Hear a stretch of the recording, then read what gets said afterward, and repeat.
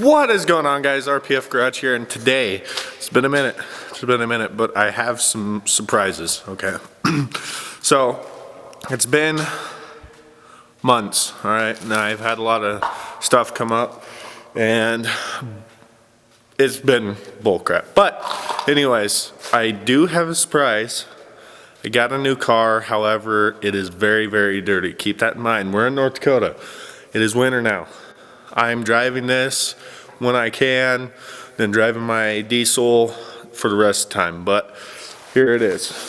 It is a 2002 Subaru WRX. Has 170,000 miles on it. Like I said, it's dirty. Has 170,000 miles on the chassis, but it has 61,000 now on the engine and trans. Has rough wheels. I'll probably not keep those. Not sure on the coilovers, but does have a turbo back exhaust and a cold air intake in the engine bay. There's nothing really special. Your normal WRX interior. Nothing special, no shiny bits, no. The guy that owned it before, the guy I bought it from, Rhino-Line this. This isn't Sting, nor is the wing. But, come on. Nothing special. Pretty much basic. I'll clean it up at some point, but I'm going to do that in the summer. There's no point of cleaning it up in the winter. So, it's just normal WRX. Like I said, this is Rhino-Line. I'm not keeping it. I'm gonna sand it down and repaint it the same color as the car. Stock headlights, stock tail lights. They did come with new headlights and aftermarket tail lights and stuff, but I'm not gonna put them on. So, yeah, it's just your normal WRX. Like I said, coilovers, rims, intake, turbo back exhaust. Oh, it's locked on this side. It has a short throw shifter, a Cobb short throw shifter. Just your regular 5-speed. I'm not sure on the shift knob here. It feels pretty nice, so it's a weighted shift knob. So, yeah, just your basic interior. The hockey stick to keep the hood up. Decently clean. I'd have to say you can't really see it. It has Evo gauges up there, so check engine light is on like normal Subarus, but I'll get it off. I'll make this thing nice once again. But it has tinted windows, not that dark. I think it's only like 20%. The back isn't tinted, but the sides are. Still got the 240, and we still have the A86, but God, it's a mess in here. Still have the 240, haven't really done much with it. Still haven't got the block back from the machine shop, so all the wiring harness and all the wires are in there right now. Still sitting here collecting dust. Got my stickers on here, but still sitting here, so haven't gotten rid of it. I don't know, I've always wanted a bug guy, so, and I got it for really cheap, and there's absolutely no problems with it, so. Did have a minor boost leak. Where the intercooler is, that little coupler that goes to the throttle body was cracked, so I put a new one in, and it runs like a dream. So I'll give you guys a few exhaust clips, and I will probably take you guys for a little test drive.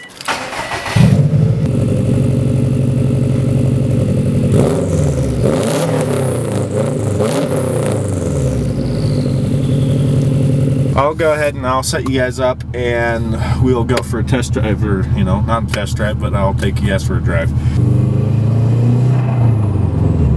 It's like I said, it's a pretty nice car.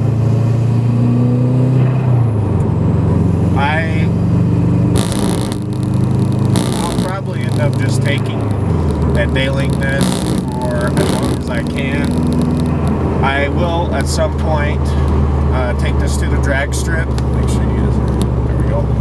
I'll at some point take this to the drag strip and see what times I can run. I'm not going to launch it hard at all. I'm just going to roll out first, kind of slip the clutch, and then I'll baby it into second, because with these 5 speeds, they tend to break first or second gear when you're going from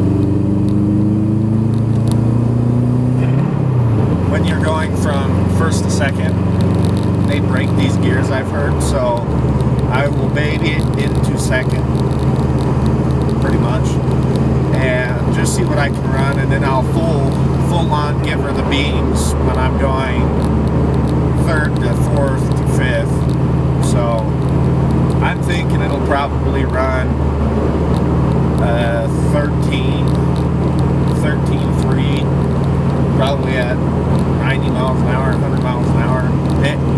It has some get up and go, but it's more like get up and go for, you know, like going in traffic and stuff. That's mainly what the get up and go is. It's not like track fast or drag strip fast. And I will be bringing this to a circuit racing track and just seeing what I can do on their track. And I'm not too sure. North Dakota doesn't have a circuit track.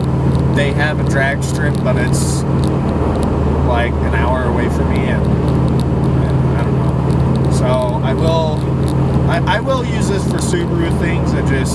I also want it to be a nice daily. It is on coilovers and it's a bit stiff. It's not as stiff as the 240 by no means, but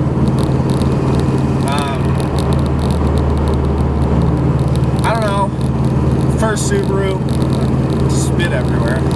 First Subaru, I am impressed with it. I mean, as impressed as I could be. It's not, like I said, it's no race car. Again, it's quick. It's not fast, it's quick. And the all-wheel drive helps with that, because my 240 is pretty quick as it being turbocharged, but it is rear-wheel drive, so you don't get that quickness that you would in this as far as like off the line, because I will spin. Even if I slip the clutch, I will spin second and sometimes even a little bit third. So handle's amazing, really good. I'm actually really surprised. I mean, I'm not, but I am. Audis and Subarus, since they're all-wheel drive, they automatically handle pretty good.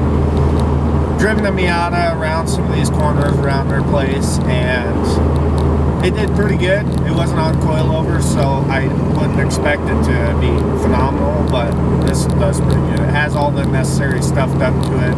Give it a little extra punch, and also to ride better as far as going around corners at decent rates of speed. So, and most of the roads here are 55 or 70, and 55 or 65, and everybody goes 5 over. I mean, it's normal. So I don't know. I really enjoy the car a lot. It's a blast. Definitely worth the purchase. So yeah, the Subaru. I did get one. No, I don't vape. I used to, but vapes are kind of, I don't know. I'm not too big on vaping anymore. So, see if we can't do it hard.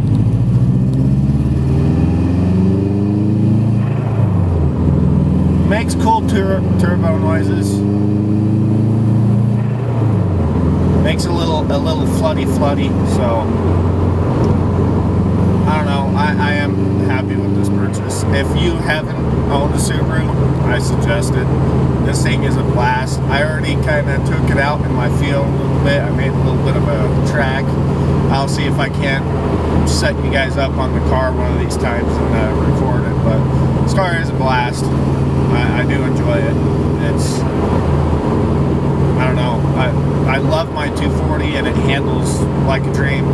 It handles about like this going around corners, believe it or not.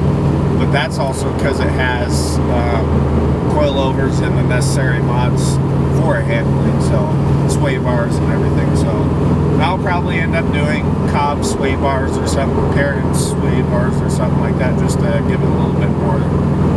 But it's daily driving it. I've been dailying it for a day or two, and it's pretty good.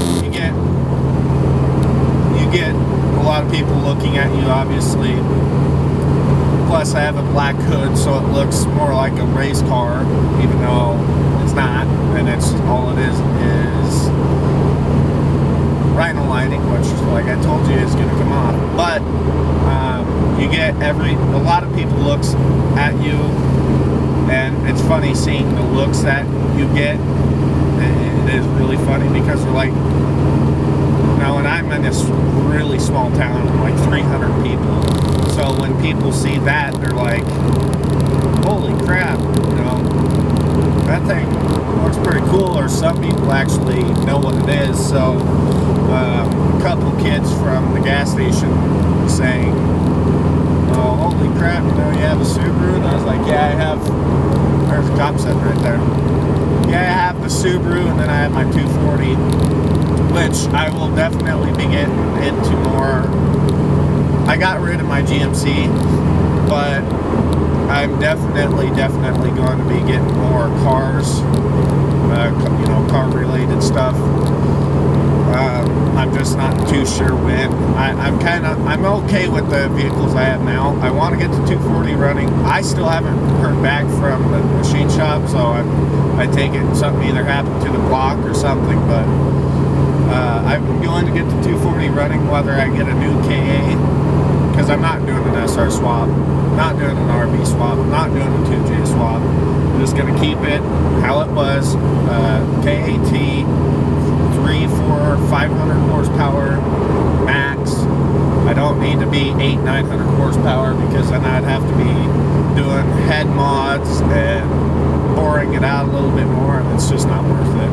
I'll just put forged rods and pistons in it, and 240 or 272 cams in it, con cams, which will give it a little bit of a chop, but that's all I'm really gonna do. I'm